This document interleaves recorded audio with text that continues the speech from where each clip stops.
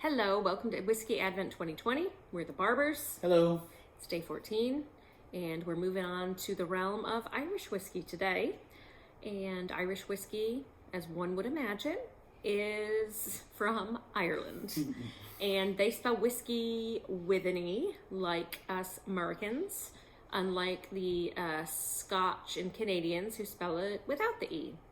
Couple things to note about Irish whiskey. There aren't a ton of distilleries as opposed to Scotland, where there are hundreds. Apparently back in the 19th century, 1800s, Irish whiskey was a pretty big thing. But by mid 20th century, I think there were a couple distilleries left, and it made a resurgence in popularity in like the 80s or 90s. And they typically use a pot still as opposed to a column still.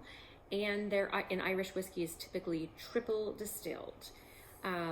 Big difference from Scotch is that they don't use peat, so you don't get those really bold, smoky, peaty things I tend to love. Yeah. Which is fine. It's different. It's a different drinking experience. And here we have Green Spot of the Mitchell and Sons Distillery. They've been around a very long time, but they're owned by a bigger conglomerate. Pernod Ricard, French.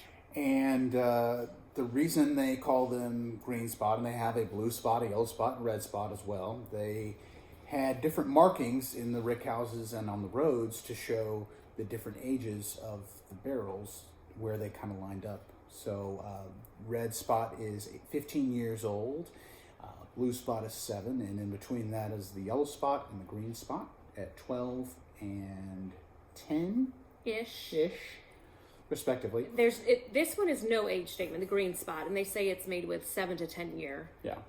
A lot of product. people say that the green spot is the better of the two versus yellow spot, which is quite a bit pricier and harder to get, and even though it's 12 years, it's not nearly as good as the green spot. I tend to agree. I think we have a bottle of the yellow spot as well, and this is, I think, a little bit better. So this is 40%, 80 proof, so nothing punching in the mouth, not too strong, but Irish whiskey is not too punchy in the mouth anyways. It's got just a delicate flavor. There's always notes of shortbread and cake and vanilla and a little bit of baking spices and things like that in there. And this is a mix of malted and unmalted barley. Mm-hmm. It is one of the few single pot still Irish whiskeys. Yeah. And aged or finished in ex-bourbon and sherry casks. casks. So really great product. I really like this a lot. There's not too many Irish whiskeys out there, so there's not a lot to choose from. I like it, certainly like a lot better than your Jamesons and your Bushmills and your kind of run of the mill with your Irish whiskeys. But let's get to tasting. Okay, you're sniffing. And for the first time, I am smelling bananas. And I'm smelling like Bananas Foster, because I'm getting like a, I know, who am I and what happened to, like, there's like caramel, sort of, caramelized Bananas Foster, like sweet. I'm definitely getting that cakey, vanilla-y notes. Not too much of the spice. It pleasant. Smells sweet and delicate. And a hint of that barley, just kind of that little funk. Yes. That first sip there, I'm getting that barley. Here would be a very mild case of grape nuts, but that flavor, that barley. A tiny bit of cereal. Definitely cake and shortbread, but in a very delicate balance between all those things.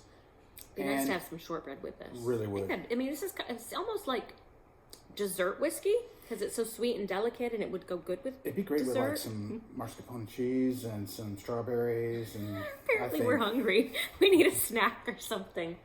You wouldn't want to have anything too strong, but it's. I'm getting the grain, still getting the bananas, and a lot of cake. A little hint of And this is by far the oiliest whiskey we've tried so far, and we can spice. you can tell because the legs on this one, Oh yeah, it's like really dripping running down. the It takes a top. long time to come down, and you feel it in your mouth. It's just got this oily coating to it, but it's got some lingering flavor. So the finish, though I'm not getting a Kentucky hug, and Yeah, you can tell it's not low very proof. low proof. It still has some flavor. It's got a lot of flavor, and it's lingering, and Very kind of just lightly, lightly, very- just lightly, again, this light coating. It's real Everything good. about this to me is delicate. Yeah.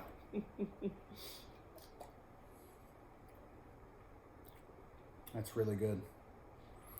So we've got one more Irish whiskey in our lineup coming up towards, I think, the last week, the last few days. Yeah, our weeks are 6 days because yeah. 24 divided by 4. So I'll be looking for that one, and I'm really looking forward to that one as well. But I'm going to enjoy this tonight. A little bit of a finish isn't too strong. It's A just little bit kinda, of honey, not much. Oh yeah.